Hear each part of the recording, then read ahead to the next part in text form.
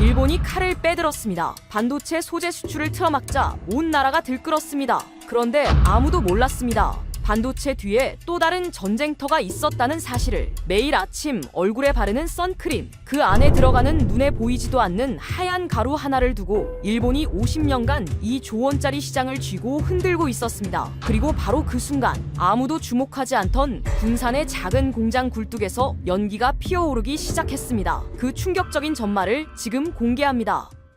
구독과 좋아요를 눌러주시면 한국의 위상이 널리 알려집니다. 한국 화이팅이라고 댓글을 남겨주세요. 안녕하세요. 저는 제임스 카터입니다. 미국 FDA에서 15년간 의약품 및 화장품 원료 제조시설 실사를 담당했고 지금은 글로벌 화장품 원료 인증 컨설팅 회사를 운영하고 있습니다. 제 일은 간단히 말하면 이렇습니다. 어떤 나라의 어떤 공장이 만든 원료가 세계 시장에 나올 자격이 있는지를 판단하는 일입니다. 저는 지금까지 독일, 일본, 프랑스, 스위스의 네로라 하는 화학 기업들을 수도 없이 들여다봤습니다. 그 공장들이 얼마나 정교하고 얼마나 철저한지 그 현장을 두 눈으로 직접 본 사람입니다. 이 업계에서 20년을 보내면서 저는 한 가지를 배웠습니다. 진짜 강한 회사는 첫눈에 표가 납니다. 공장 정문을 들어서는 순간 공기의 냄새와 직원들의 눈빛만 봐도 이 회사가 진심인지 아닌지를 알 수 있습니다. 그런데 솔직히 말씀드리겠습니다. 2024년까지만 해도 저는 한국이라는 나라를 화장품 원료 시장에서 그다지 진지하게 생각한 적이 없었습니다. K-뷰티요. 그 이름은 알고 있었습니다. 세계 어디를 가도 한국 화장품 이야기가 나오던 시절이었으니까요. 하지만 저에게 한국은 좋은 화장품을 만드는 나라였지, 그 화장품 안에 들어가는 핵심 원료를 만드는 나라는 아니었습니다. 제가 알기로 한국 대형 화장품사들은 선크림의 핵심 소재를 거의 전량 일본과 독일에서 수입하고 있었으니까요. 그게 상식이었고 그게 업계의 불문율이었습니다. 그러던 2025년 초 저는 한국 출장을 하나 잡았습니다.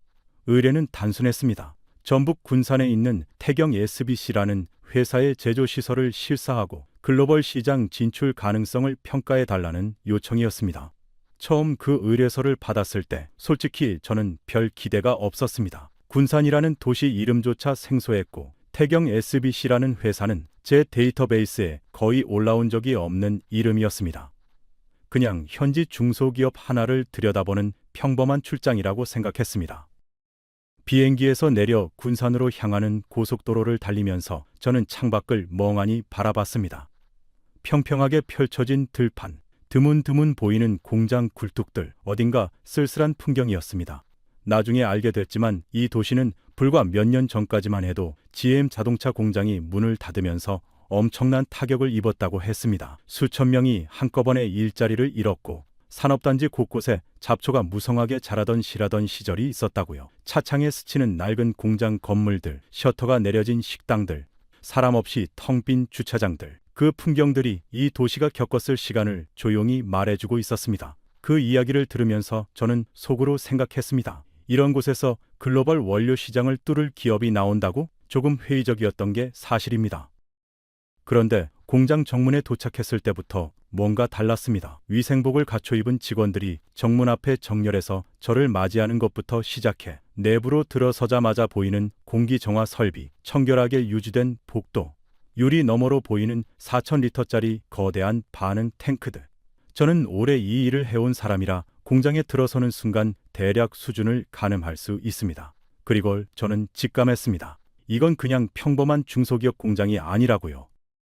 안내를 맡은 연구소장이 저에게 말했습니다. 카터 씨, 저희가 오늘 보여드릴 건 단순히 공장이 아닙니다. 15년간의 실패와 그 실패를 버텨낸 이유입니다. 그 말에 저는 가지고 온 클립보드를 잠시 내려놓았습니다. 실사 담당자가 아니라 이야기를 들을 준비를 해야 할 것 같았거든요.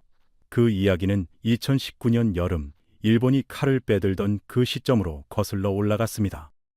그런데 출장 전날 밤, 저는 태경 SBC에 대해 검색을 해봤습니다. 자료가 많지 않았습니다. 연간 매출 800억 원대의 중소기업, 산업용 아연 원료 제조사, 화장품 소재 개발 중, 그게 전부였습니다. 일본 타이카나 독일 바스프 같은 회사들에 비하면 존재감 자체가 달랐습니다. 저는 노트북을 닫으며 생각했습니다.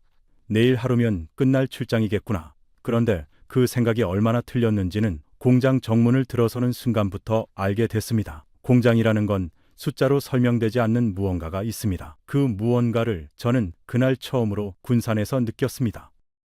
먼저 배경을 하나 짚어야 합니다. 선크림에는 두 가지 방식이 있습니다.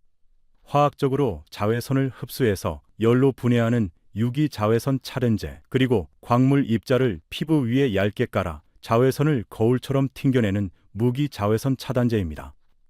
그런데 하와이에서 산호초를 죽인다는 이유로 유기 차단제가 법으로 금지되면서 전 세계 시장은 무기 차단제로 방향을 틀기 시작했습니다.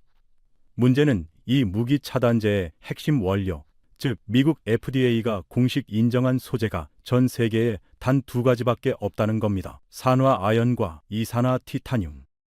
이 두 가지를 손에 쥔 자가 시장 전체를 지배하는 구조였습니다. 그리고 그 손에 쥔 자가 바로 일본이었습니다. 단 두 가지 원료, 그리고 그 두 가지를 모두 일본이 쥐고 있었다는 것. 그 사실 하나가 한국 화장품 산업 전체의 목줄이었습니다. 그리고 그 단 두 가지라는 사실이 이 이야기의 시작이었습니다. 연구소장이 저를 작은 회의실로 안내했습니다. 테이블 위에는 두꺼운 파일 하나가 놓여 있었습니다. 표지에는 단 한 줄만 적혀 있었어요. 2019년 7월, 그날의 기록. 그가 파일을 펼치기 전에 먼저 입을 열었습니다. 카터 씨, 이 이야기를 이해하려면 먼저 한 사람을 알아야 합니다. 우리가 싸워야 했던 상대를요. 그가 꺼낸 이름은 다나카 히로시. 일본 무기 자외선 차단 원료 기업인 타이카 케미컬의 아시아 총괄 영업 임원이었습니다. 이 업계에서 그 이름을 모르는 사람은 없었습니다. 특히 한국 화장품 원료 업계에서는요.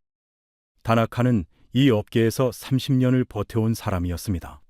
키가 작고 머리가 반쯤 센 남자였는데 항상 왼쪽 가슴 주머니에 만년필을 두 자루씩 꽂고 다니는 버릇이 있었다고 합니다. 회의 때마다 그 만년필 중 하나를 꺼내 테이블 위를 가볍게 두드리며 말하는 게 그의 트레이드마크였습니다. 한국 거래처 담당자들은 그 만년필 소리만 들어도 긴장했다고 했어요.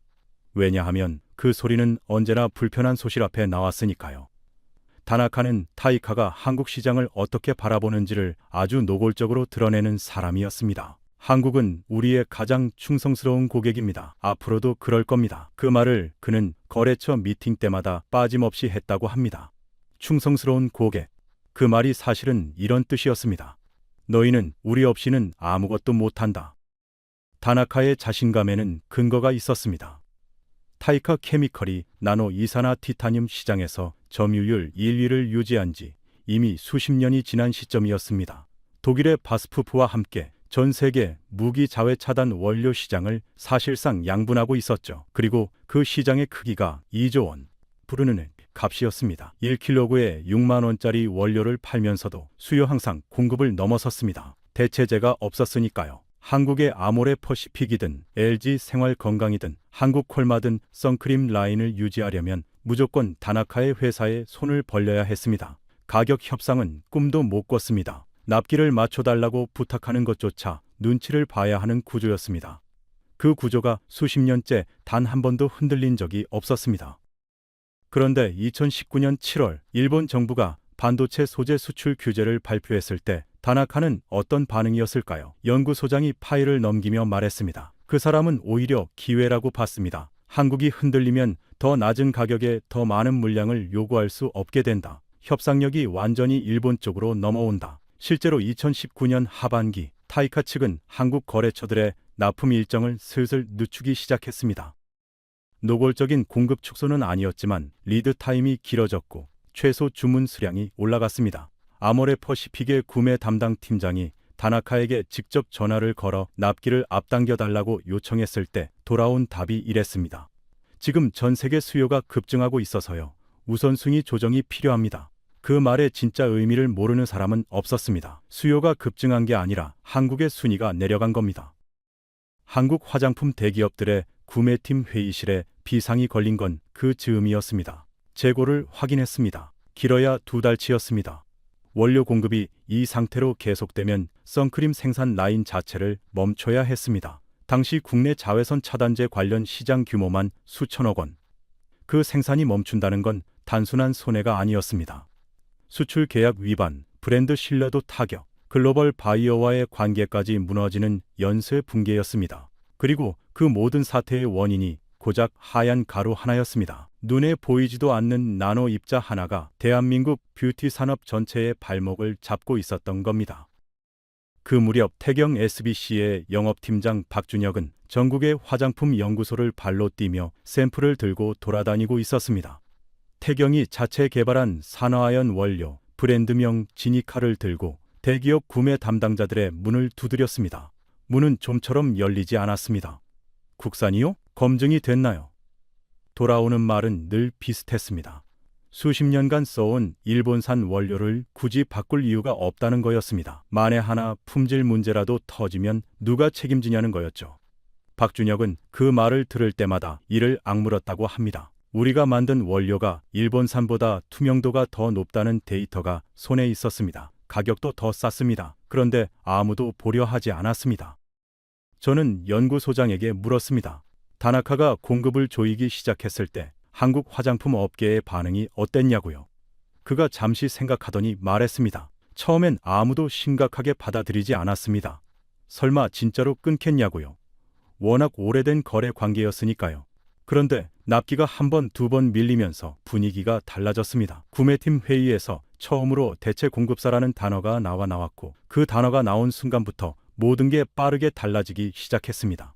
위기는 언제나 그렇게 시작됩니다. 아무도 심각하게 여기지 않다가 어느 순간 갑자기 현실이 되는 것처럼요. 그리고 그 현실이 닥쳤을 때 준비된 곳과 준비되지 않은 곳의 차이가 드러납니다.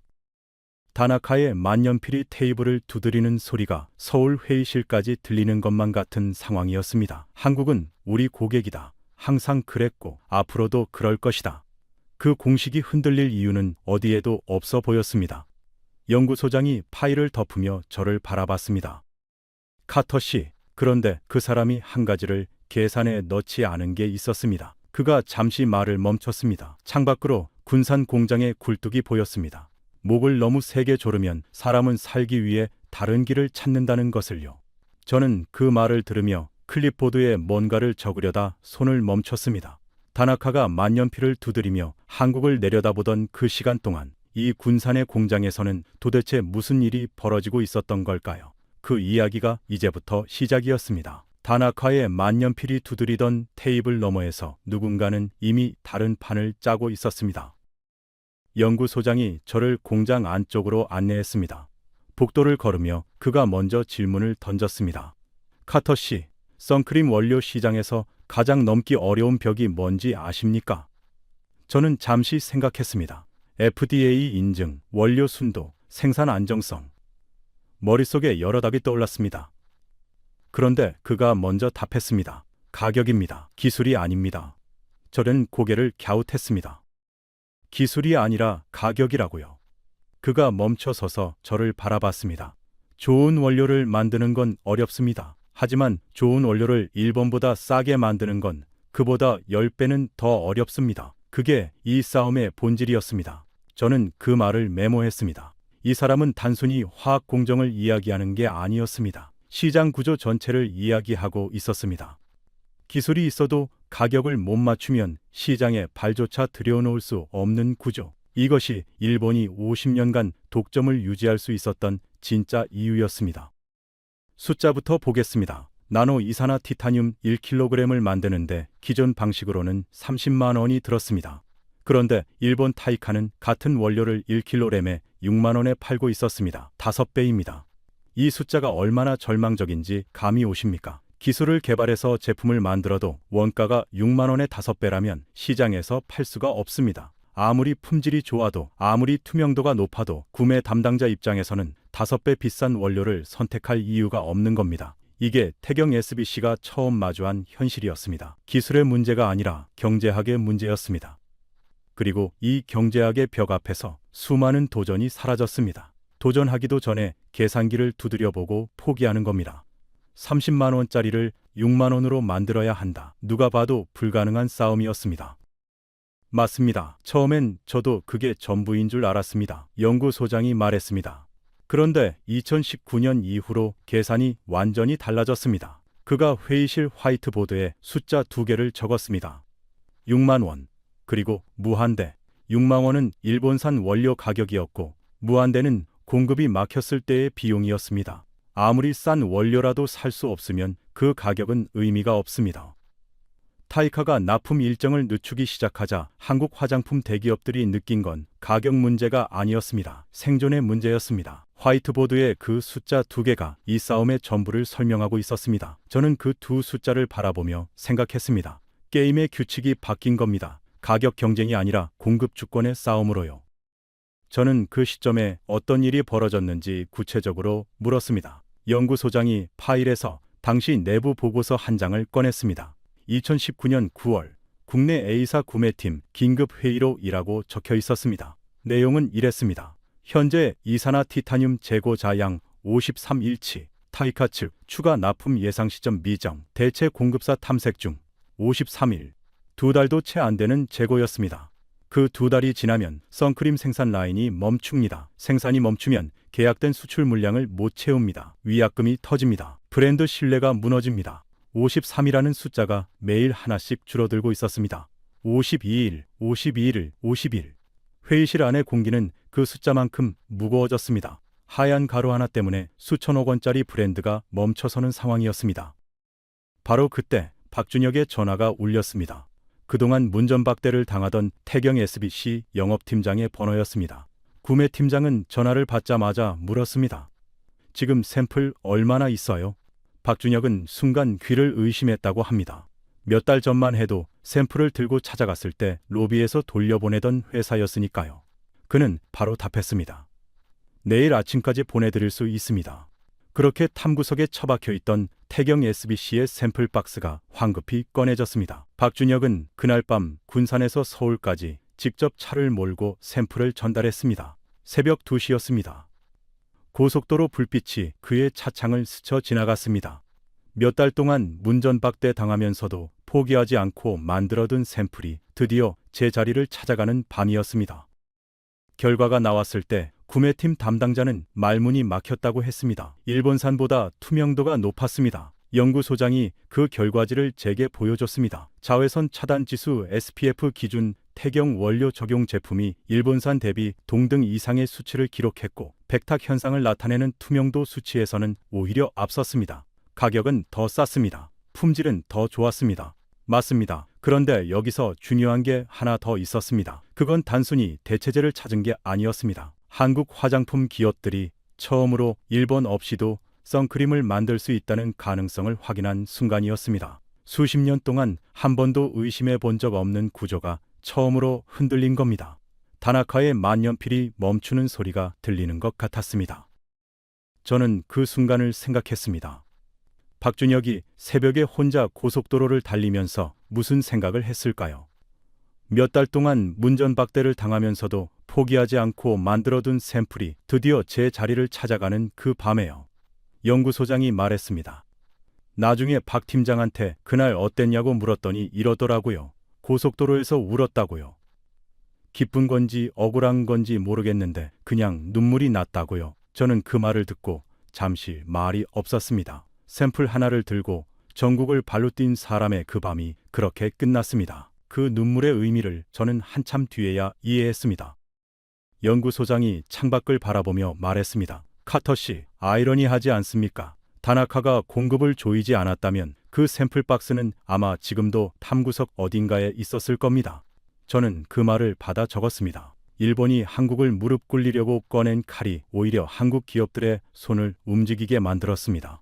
그런데 이게 끝이 아니었습니다. 산화아연은 됐습니다. 문제는 이산화 티타늄이었습니다. 이산화 티타늄의 기술 난이도는 산화아연과 비교가 되지 않았습니다. 연구소장이 저를 바라보며 말했습니다. 진짜 싸움은 이제부터였습니다. 그리고 그 싸움에서 저희는 3번 죽을 뻔했습니다. 저는 클립보드를 고쳐 잡았습니다. 아직 절반도 듣지 못한 것 같았습니다. 일본이 한국의 목을 조르려 했던 그 칼이 결국 한국의 손을 움직이게 만들었습니다. 연구소장이 저를 생산 라인 앞으로 데려갔습니다.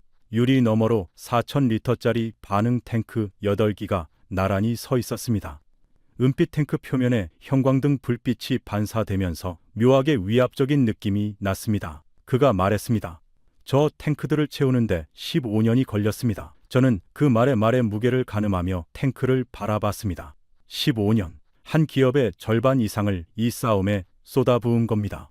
FDA 실사관으로 20년을 살면서 저는 수많은 공장을 봤습니다. 그런데 탱크 앞에 서서 이렇게 묵직한 감정이 드는 건 처음이었습니다. 저 탱크 안에는 단순히 화학물질이 아니라 수십 번의 실패와 그 실패를 버티고 일어선 사람들의 시간이 담겨 있었습니다. 그리고 그 이야기는 한 사람에서 시작됐습니다. 김혜련 회장은 화학자가 아닙니다. 패션 디자인을 전공했고 1989년에 여성복 브랜드를 창업했으며 1999년에는 국내 최초의 인터넷 의류 쇼핑몰을 열었습니다. 트렌드를 읽는 눈으로 먹고 산 사람이었습니다. 그런데 2008년 아버지가 병을 얻으면서 경영 전면에 나서게 됩니다. 갑자기 무기화학 소재 회사를 이끌어야 하는 상황이 된 거죠. 그는 어떻게 했을까요? 매주 화학 박사들과 직원들을 모아놓고 2년 동안 화학 공부를 했습니다. 전공자가 아니니까 바닥부터 파고든 겁니다. 패션 디자이너 출신이 화학 교재를 펼쳐놓고 분자 구조를 외우는 모습을 직원들은 처음에 어색하게 봤다고 합니다. 그러나 그 2년이 지났을 때 회의실의 분위기가 달라졌습니다. 그는 기술을 이해하는 경영자가 되어 있었습니다. 그리고 그 이해가 이후 모든 결정의 토대가 됐습니다. 그 확신을 가지고 2015년 12월 김 회장은 한 회사를 인수합니다. 산업용 산화아연을 만들던 삼부아연이라는 기업이었습니다. 당시 이 회사는 경영난에 허덕이고 있었습니다. 금융가에서 비웃었습니다. 패션하던 사람이 다 쓰러져가는 아연 회사를 사서 뭘 하겠냐고요. 화장품이랑 아연 재련이 무슨 상관이냐고요. 하지만 김 회장의 눈에는 다른 게 보였습니다. 이 회사가 가진 아연을 다루는 기초기술, 그리고 이미 2011년부터 시작해둔 화장품용 산화아연 연구의 싹이었습니다. 그는 단기 실적을 포기하고 회의적인 시선을 무시한 채 나노 소재 연구에 그룹의 자본을 쏟아붓기 시작했습니다. 당장 매출이 안 나오는데도요. 이 연구가 결실을 맺을지조차 불투명한 상황에서요. 연구소장은 그 시절을 이렇게 표현했습니다. 돈을 땅에 묻는 기분이었습니다. 언제 싹이 날지 아무도 몰랐으니까요. 그런데 그 땅속에서 싹은 자라고 있었습니다. 그런데 이산화 티타늄은 차원이 달랐습니다. 연구소장이 설명했습니다. 이산화 티타늄 나노 입자를 만들려면 두 가지 기술이 동시에 완벽해야 합니다. 첫째는 입자를 머리카락 굵기의 수만 분의 1 크기인 15에서 20 나노미터 수준으로 균일하게 깎아내는 기술입니다. 크기가 들쭉날쭉하면 빛이 제멋대로 반사돼서 얼굴이 하얗게 뜨는 백탁 현상이 생깁니다. 옛날 선크림 바르면 얼굴이 밀가루 뒤집어 쓴 것처럼 허옇게 뜨던 거 기억하십니까? 바로 그게 이 입자 크기 조절에 실패했을 때 생기는 현상입니다. 둘째는 그 입자 표면에 아주 얇고 균일한 보호막을 씌우는 습식 코팅 기술입니다. 이 코팅이 없으면 입자가 빛을 받았을 때 유해한 활성산소를 내뿜어 피부를 공격합니다. 이 두 가지를 동시에 해결하면서 원가는 6만 원 이하로 맞춰야 했습니다. 연구팀은 그 불가능해 보이는 방정식을 풀기 위해 공정 자체를 완전히 새로 짰습니다. 있는 기술을 개선하는 게 아니라 처음부터 다시 쓰는 작업이었습니다. 비싼 특수 원료 대신 구하기 쉬운 일반 원료를 쓰는 방식으로요. 그 핵심이 산과 반응시키는 단계였습니다. 입자를 물리적으로 부수는 게 아니라 산성 물질과 화학적으로 결합시켜서 원하는 형태로 정교하게 빚어내는 기술이었습니다. 이 단계의 미세한 조절이 백탁 현상을 없애고 투명도를 결정짓는 핵심이었습니다. 연구팀은 이 공정을 찾기 위해 수백 번의 실험을 반복했습니다. 그리고 3번 대량 생산 직전까지 갔다가 무너졌습니다. 첫 번째 실패, 입자 균일도를 맞췄더니 코팅이 벗겨졌습니다. 두 번째 실패, 코팅을 잡았더니 원가가 다시 치솟았습니다. 두 번의 실패 앞에서도 연구팀은 멈추지 않았습니다. 실패할 때마다 원인을 기록하고 다음 실험에 반영했습니다. 그 기록이 쌓이면서 조금씩 답에 가까워지고 있었습니다. 그런데 세 번째 실패는 성격이 달랐습니다. 세 번째 시도 때 일이었습니다. 원가를 줄이기 위해 반응 온도를 높이는 실험을 하던 중이었습니다. 탱크 안의 압력이 예상치를 넘어서면서 반응이 폭주했습니다. 연구실 안에 연기가 차오르기 시작했습니다. 직원들이 대피했고 소화기가 동원됐습니다. 자칫하면 실험실 전체가 불길에 휩싸일 뻔한 순간이었습니다. 탄 냄새가 복도까지 퍼졌습니다. 회사 임원이 직접 실험실이 다 타버릴 뻔했다고 했을 정도였습니다. 그날 밤 연구팀장은 탄 냄새가 가시지 않은 실험실 앞에 혼자 앉아 있었다고 합니다. 3년을 쏟아부은 공정이 또 원점으로 돌아간 겁니다. 그의 손에는 탄 냄새가 배어 있었고 눈앞에는 다시 백지가 펼쳐져 있었습니다. 포기하자는 말이 목구멍까지 올라왔을 겁니다. 그런데 그는 다음날 아침 다시 실험실 문을 열었습니다. 왜냐고요? 연구소장이 답했습니다. 포기하면 다나카가 이기는 거니까요. 연구소장이 덧붙였습니다.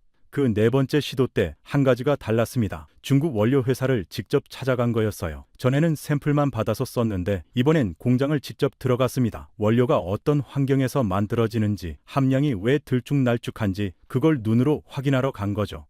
문제의 원인이 원료 자체에 있다는 걸 알고 나서야 공정을 제대로 설계할 수 있었던 겁니다. 실패는 매번 달랐고 그 달랐던 실패가 하나씩 쌓여 답을 만들었습니다. 실패를 기록하지 않는 사람은 같은 실패를 반복하지만 실패를 기록하는 사람은 결국 성공의 지도를 그리게 됩니다. 네 번째 시도에서 답이 나왔습니다. 원료를 구하는 첫 단계부터 완전히 다른 접근을 했습니다. 중국의 광물 회사 6곳을 직접 돌아다니며 티타늄 함량이 일정한 원료를 찾아냈습니다. 그리고 그 원료에 맞춰 산 반응 공정을 다시 설계했습니다. 수백 번의 실험 끝에 찾아낸 최적의 온도, 최적의 반응 시간, 최적의 코팅 두께. 그 조합이 맞아떨어진 날, 연구팀장이 결과지를 손에 들고 연구소장에게 달려왔습니다. 됩니다. 이번엔 됩니다. 원가 계산이 나왔습니다. 1kg에 6만 원 이하. 일본과 경쟁할 수 있는 가격이었습니다. 연구소장은 그 순간을 이렇게 기억했습니다. 아무도 소리를 지르지 않았습니다. 그냥 다들 조용히 앉아서 그 숫자를 바라봤습니다. 말이 필요 없었습니다. 그렇게 탄생한 브랜드가 텔리카였습니다. 세계에서 유일하게 무기 자외선 차단제의 두 핵심 원료인 산화아연과 이산화티타늄을 모두 자체 생산할 수 있는 회사. 일본도 독일도 하지 못한 걸 군산의 작은 공장이 해낸 겁니다. 저는 유리 너머 탱크를 다시 바라봤습니다. 이제 저 탱크가 다르게 보였습니다. 연구소장이 저를 회의실로 다시 데려갔습니다. 그는 서랍에서 낡은 사진 한 장을 꺼냈습니다. 2018년 군산 산업단지 항공사진이었습니다. 저는 그 사진을 들고 한참을 바라봤습니다. 공장 건물들 사이로 잡초가 무성했습니다. 셔터가 내려진 식당들, 텅 빈 주차장, 군데군데 녹이 쓰인 철문들. 그해 한국 GM이 군산 공장 문을 닫으면서 한꺼번에 수천 명이 일자리를 잃었습니다. 협력업체까지 합치면 수만 명이 삶의 터전을 잃었습니다. 아버지가 일자리를 잃으면서 가정이 흔들리고 아이들이 전학을 가고 문을 닫는 가게가 늘어나던 도시 전체가 멈춰버린 것 같은 시간이었습니다. 연구소장이 사진을 가리키며 말했습니다. 저 사진 속 공터 보이십니까? 저기가 지금 우리 공장 자리입니다. 저는 사진과 창밖을 번갈아 바라봤습니다. 잡초가 자라던 그 땅 위에 4,000리터짜리 탱크 8기가 서 있었습니다. 태경 SBC가 군산에 새 공장을 짓기로 결정한 건 2019년이었습니다. 모두가 군산을 떠나던 그때였습니다. 자본이 빠져나가고 사람이 빠져나가고 희망이 빠져나가던 그 시점에 태경은 정반대로 움직였습니다. 약 200억 원을 들여 이산화티타늄 전용 공장을 짓겠다고 선언했습니다. 주변의 반응은 냉담했습니다. GM도 떠난 군산에 무슨 공장을 짓냐고요. 화장품 원료 공장이 여기서 될 것 같냐고요. 심지어 회사 내부에서도 다른 지역을 권유하는 목소리가 있었다고 합니다. 수도권이 낫지 않냐고, 인프라가 갖춰진 곳이 낫지 않냐고요. 연구소장은 그 시절을 이렇게 기억했습니다. 그런데 회장님은 흔들리지 않았습니다. 여기서 만들어야 한다고 했습니다. 이 땅에서 일하던 사람들이 다시 일할 수 있어야 한다고요. 저는 그 말을 듣고 잠시 말문이 막혔습니다. 사업적 계산만으로는 설명이 안 되는 결정이었습니다.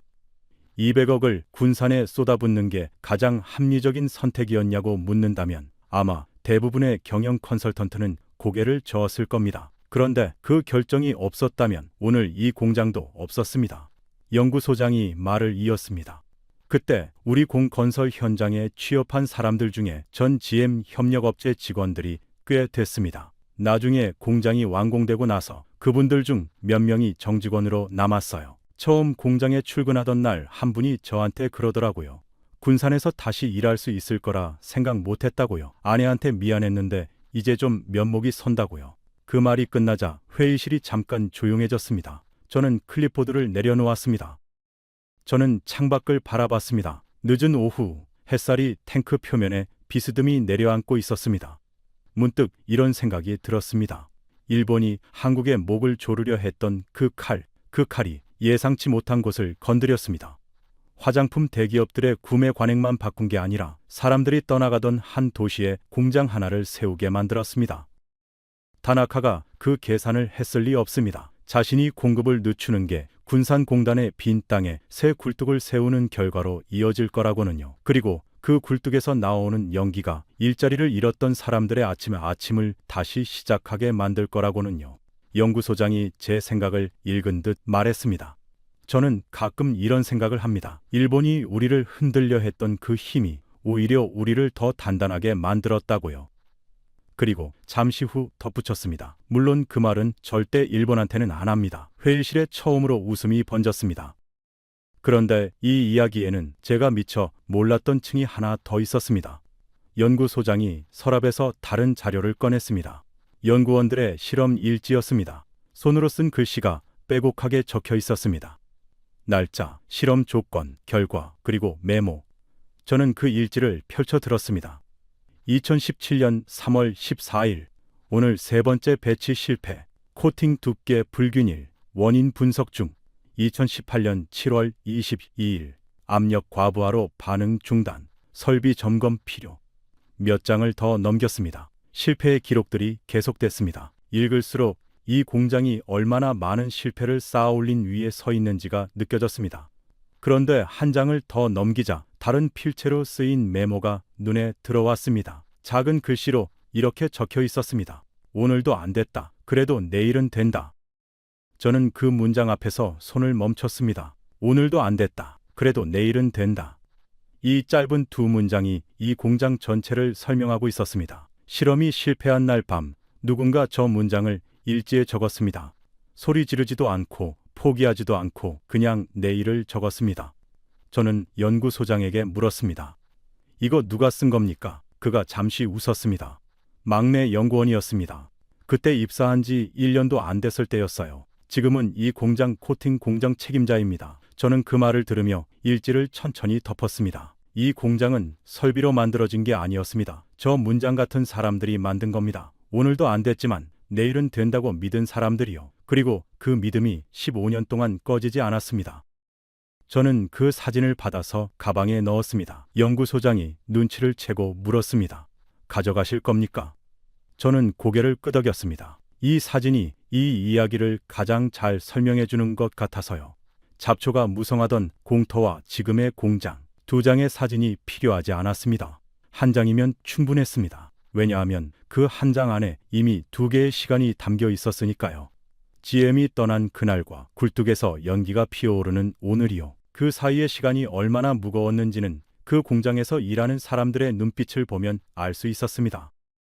연구소장이 마지막으로 한 가지를 꺼냈습니다. 1997년 신문기사 스크랩이었습니다. IMF 외환위기 당시 기사였습니다. 헤드라인은 이랬습니다. 외국 기술 없이는 살 수 없다. 그 기사 옆에는 누군가 볼펜으로 동그라미를 쳐놓고 이렇게 적어뒀습니다. 두고 봐. 연구소장이 말했습니다. 회장님이 직접 적어두신 겁니다. 2008년에 이 회사 맡으면서 가져오셨어요.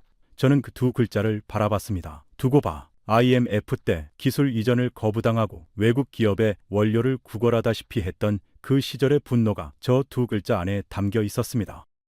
그 분노를 혼자 사귀며 2년 동안 화학 교재를 펼쳐들고 다 쓰러져가는 아연 회사를 인수하고 아무도 거들떠보지 않는 군산에 200억을 쏟아부은 겁니다. 그리고 그 분노가 15년을 달려 군산에 이 공장을 만들었습니다. 잡초가 자라던 공터 위에 세워진 공장, 실험실이 타버릴 뻔한 날에도 멈추지 않은 연구팀, GM이 떠난 자리에 다시 일하러 나온 사람들, 이 모든 것이 그 두 글자에서 시작됐습니다. 저는 창밖 굴뚝을 바라보며 생각했습니다. 소재 주권, 그 말이 처음으로 피부에 와닿았습니다. 두고 봐. 그 두 글자가 결국 이 공장을 만들었습니다.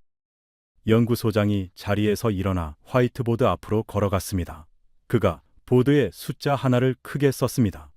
SPF 57구. 저는 그 숫자를 바라봤습니다. 선크림에서 SPF는 자외선 차단 지수입니다. 시중에 판매되는 선크림에서 가장 높은 등급 표기가 SPF 50+입니다. 57.9는 그 기준을 훌쩍 넘는 수치입니다. 연구소장이 말했습니다. 이게 태경 텔리카를 적용한 제품의 실측값입니다. 일본 타이카 대표 제품인 MTV와 동일 조건에서 비교한 결과입니다. 저는 손을 들었습니다. 잠깐, 동일 조건이라는 게 어떻게 설계된 겁니까? 그가 자료를 펼쳤습니다. 동일한 배합 비율, 동일한 기재, 동일한 측정 기관. 변수는 원료 하나뿐이었습니다. 태경이냐 타이카냐. 그리고 결과는 태경이 앞섰습니다. 저는 그 수치를 받아 적으며 한 번 더 확인했습니다.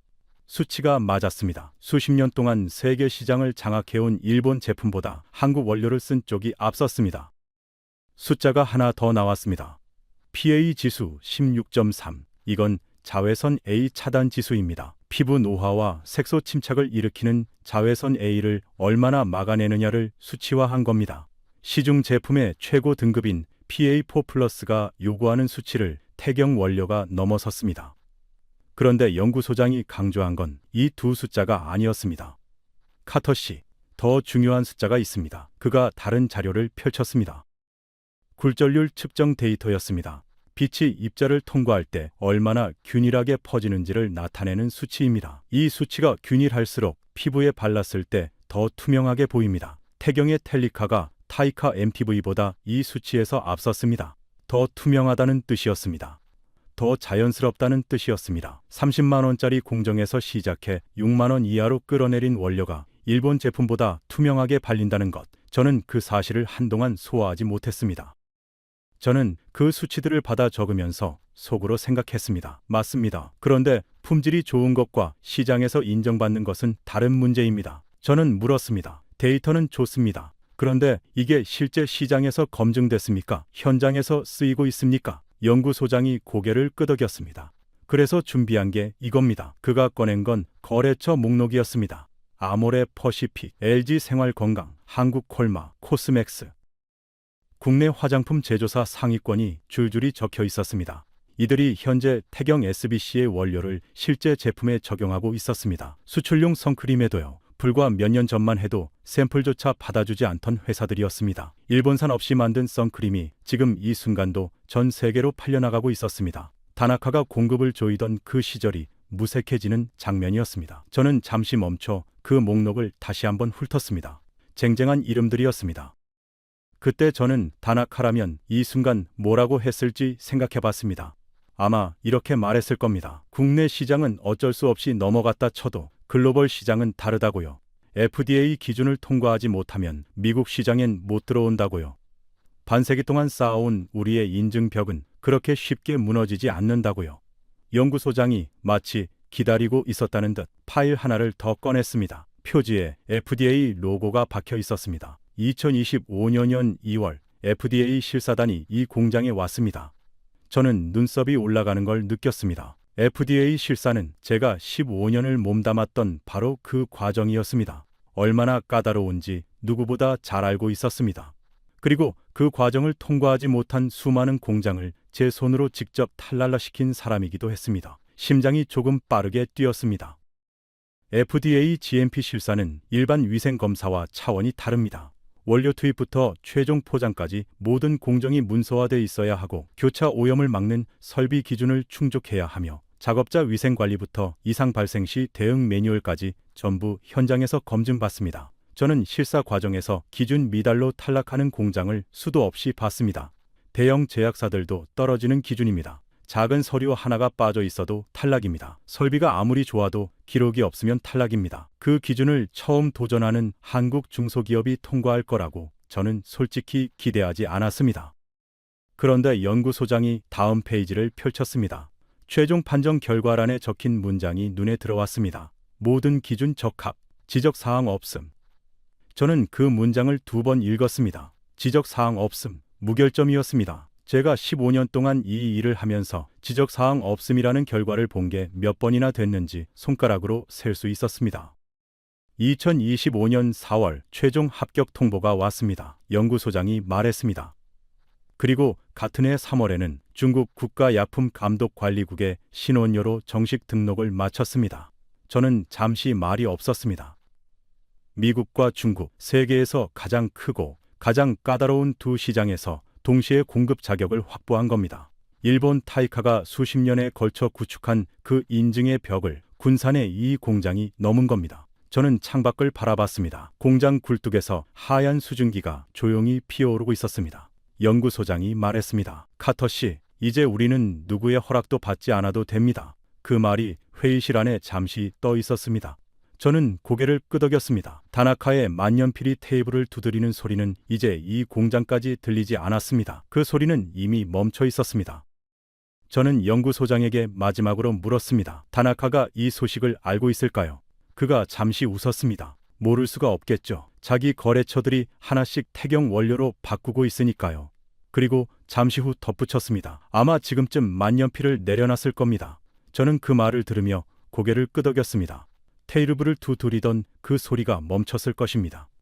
50년 동안 한 번도 흔들린 적 없던 독점이 무너지는 소리는 사실 아무 소리도 나지 않는 법이니까요. 그냥 조용히 거래처 목록에서 이름 하나가 바뀌는 것으로 끝납니다. 연구소장이 마지막 자료를 꺼냈습니다. 연간 생산 능력 수치였습니다. 나노 이산화 티타늄 240통, 나노 산화아연 별도, 세계 무기 자외선 차단 원료 시장 규모 2조 원. 그리고 그 옆에 작게 적힌 한 문장, 후속 2, 3호기 검토 중. 저는 그 문장을 읽으며 생각했습니다. 이건 끝이 아니었습니다. 시작이었습니다. 50년 독점의 벽이 무너지는 데는 15년이 걸렸습니다. 그런데 그 벽이 무너진 순간 뒤에 펼쳐진 시장의 크기는 상상보다 훨씬 넓었습니다. 일본이 반세기 동안 쥐고 있던 그 시장이 이제 열려 있었습니다. 저는 클립보드를 덮었습니다. 오늘 이 공장의 실사 담당자로 왔지만 돌아갈 때는 전혀 다른 이야기를 가지고 가게 됐습니다. 다나카가 한국을 향해 흔들었던 칼이 결국 어디로 향했는지에 관한 이야기를요. 실사를 마치고 공장 밖으로 나왔습니다. 군산의 저녁이 내려앉고 있었습니다. 서쪽 하늘이 주황빛으로 물들면서 공장 굴뚝 위로 번지고 있었습니다. 굴뚝에서는 여전히 하얀 수증기가 조용히 피어오르고 있었습니다. 저는 잠시 그 굴뚝을 바라보며 서 있었습니다. 오늘 하루 동안 제가 들은 이야기들이 머릿속에서 천천히 정리됐습니다. 2019년 여름, 일본이 칼을 빼들었습니다. 그 칼은 한국을 무릎 꿇리기 위한 것이었습니다. 그런데 결과는 달랐습니다. 그 칼이 닿은 자리에서 이 공장이 세워졌습니다. 저는 20년 동안 전 세계 공장을 돌아다니며 기술과 설비를 평가해왔습니다. 그런데 오늘처럼 기술 너머의 무언가를 본 날은 드물었습니다. 실험실이 타버릴 뻔한 날에도 멈추지 않은 연구팀. GM이 떠난 땅에 굳이 공장을 세운 결정. 일지에 조용히 적힌 한 줄. 오늘도 안 됐다. 그래도 내일은 된다. 그리고 IMF 신문 기사 옆에 적힌 두 글자. 두고 봐. 이 모든 것이 하나의 이야기였습니다. 외국 기술 없이는 살 수 없다고 했던 그 시절에서 시작해 이제는 외국이 우리 기술을 사러 오는 시절로 넘어오는 이야기였습니다. 차를 타고 군산을 빠져나오면서 저는 차창 밖을 바라봤습니다. 아까 올 때 보였던 낡은 건물들, 셔터가 내려진 식당들이 다시 눈에 들어왔습니다. 그런데 같은 풍경이 다르게 보였습니다. 이 도시가 겪어온 시간이가니 그 시간을 버텨온 사람들이 보였습니다. 공장 하나가 도시 전체를 살리지는 못합니다. 그건 압니다. 하지만 그 공장에 불이 켜지고 굴뚝에서 연기가 피어오를 때, 아침에 출근할 곳이 생긴 사람이 한 명이라도 더 생길 때, 그 작은 변화가 쌓이면 도시의 공기가 달라진다는 것도 압니다. 저는 인천공항으로 향하는 버스 안에서 오늘 찍은 사진들을 정리했습니다. FDA 합격 문서, 성능 비교 데이터, 연간 생산 능력 수치들. 그런데 제 눈은 자꾸 다른 사진으로 돌아갔습니다. 실험 일지 사진이었습니다. 오늘도 안 됐다. 그래도 내일은 된다. 저는 그 문장이 이 이야기의 전부라고 생각했습니다. 기술도 설비도 인증도 중요합니다. 하지만 그 모든 것은 결국 저 문장을 믿는 사람들이 있어야 가능한 일이었습니다. 내일은 된다고 믿고 다시 실험실 문 여는 사람들이요. 비행기가 이륙하면서 군산 쪽 방향의 불빛이 창밖으로 멀어졌습니다. 저는 눈을 감았습니다.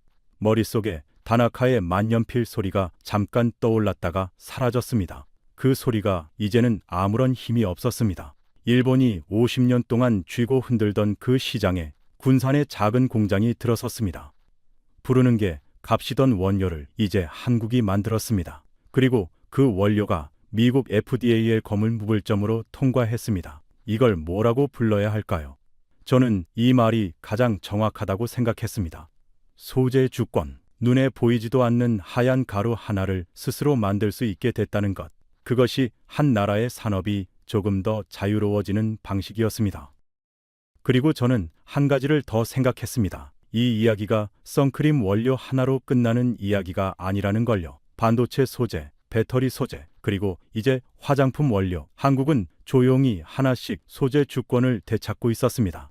누군가 외국 기술 없이는 살 수 없다고 했을 때 한국은 그 말을 반박하는 대신 15년을 묵묵히 달렸습니다. 그리고 지금 그 답이 하나씩 나오고 있습니다. 일본이 목을 조르던 그 자리에서 한국은 스스로 숨쉬는 법을 찾았습니다. 내일 아침 누군가 세면대 앞에서 선크림을 바를 겁니다. 아무 생각 없이 손바닥에 짜서 얼굴에 펴 바를 겁니다. 그 선크림 안에 들어있는 하얀 가루가 어디서 왔는지는 생각하지 않을 겁니다. 괜찮습니다. 알 필요 없습니다. 다만 저는 압니다. 그 가루를 만들기 위해 누군가 실험실이 타버릴 뻔한 날에도 다음날 아침 문을 열었다는 것을. 그리고 그 문이 열렸기 때문에 이제 우리는 일본에 손을 벌리지 않아도 된다는 것을. 이 이야기가 의미 있으셨다면 구독과 좋아요 그리고 주변에 널리 공유해 주세요. 지금까지 감동 라이프였습니다. 감사합니다.